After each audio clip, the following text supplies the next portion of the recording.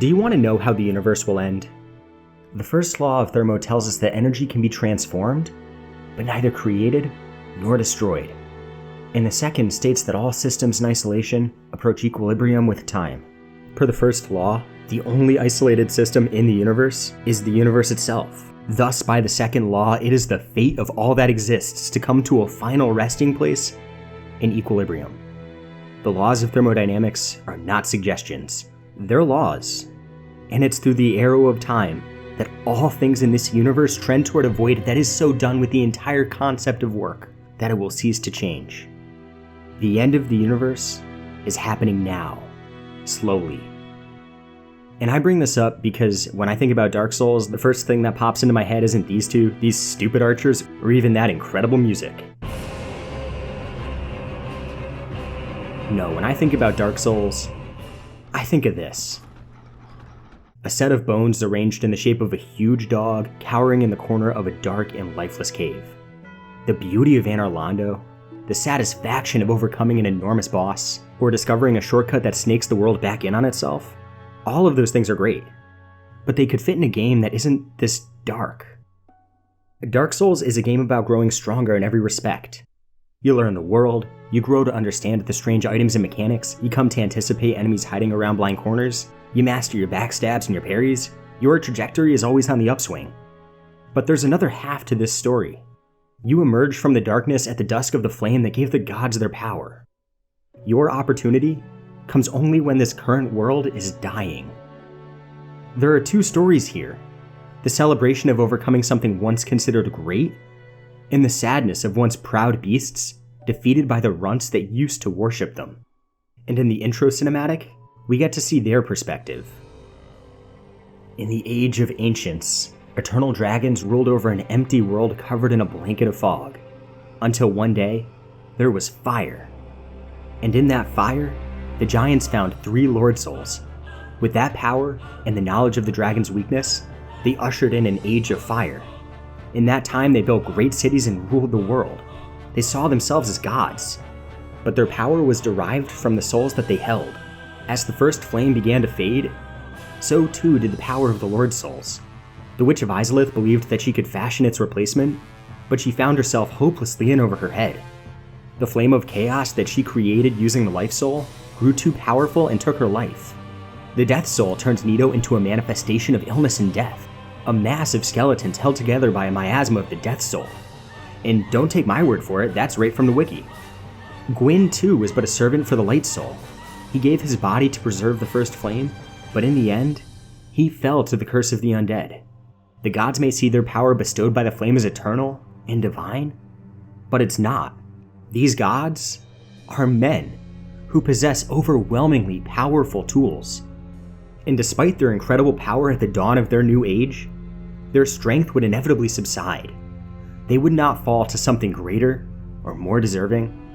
They would just wither until they were nothing and could be conquered by a peasant from the undead asylum. At least, that's how they see it. But the player character is not pathetic. Their power does not wane even as the gods does. This world is sick. This world is dying. And the chosen undead is cursed to be reborn at the bonfire that they last rested at. But we are not weak because, unlike the gods, our strength is not dependent on the fire at the first kiln burning bright. It's dependent on this. Because there was a 4th soul in the first flame discovered by the furtive pygmy, a runt, a nobody, a nothing who probably died in a cave, and he hid it away. But this is the titular soul, the Dark Soul, and its remnant is named after us. Humanity. The Dark Soul appears as pathetic as the individual who finds it because it behaves antithetically to the other souls. Its fuel is not given at the beginning, only to wane with time. Its fuel is built up by the willpower of those who possess it. The Dark Soul empowers those who will not give up with the strength to overcome what they otherwise could not. The 4th soul was overlooked by gods who wanted power up front. But in the end, and I mean literally in the end, it was the only thing that could preserve the light in their world.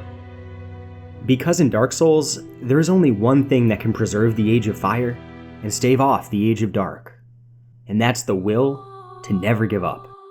And it's the curse of the undead, the promise of reoccurring failure, humiliation, degradation, and stupid bullcrap, that makes it so hard to ever realize the strength that comes with humanity. In Dark Souls, you're born again after each death because failure does not free us from this world. Only quitting can do that. And when you quit, when you give up, when your willpower to go on drains, so too does the humanity within you. The Dark Soul loses its power, and its owner goes hollow. Now that was a whole lot of high fantasy mumbo jumbo, and here's why all of that gets me thinking about skeletons and caves and the end of the universe. Dark Souls is about the fire that fades, and the fires that you light yourself. The gods take the surface above with the power of the Lord Souls, and find their power unmatched thereafter. But that power, like the flame from which it was born, fades with time.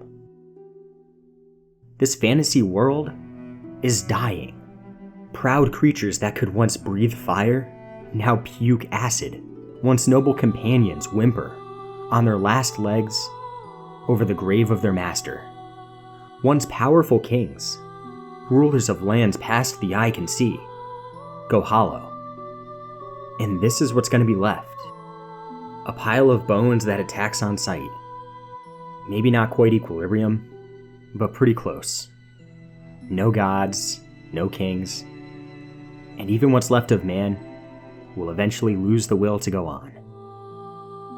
It's at the end of the world, in the decline of the gods and everything that they built, that responsibility over the flame has to fall to mankind.